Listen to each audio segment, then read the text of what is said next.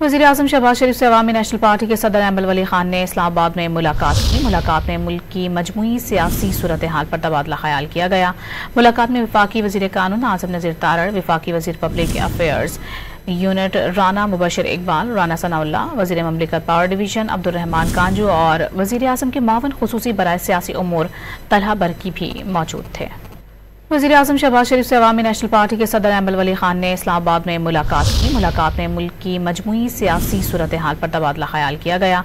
मुलाकात में वफाकी वज़ीर कानून आज़म नज़ीर तारड़, वफाकी वज़ीर public affairs unit Rana Mubashar Iqbal, Rana Sanaullah, वज़ीर ममलिकत पावर डिवीजन अब्दुर्रहमान कांजू और वज़ीर-ए-आज़म के मावन खुसूसी बराए सियासी उमूर तलहा बरकी भी मौजूद थे।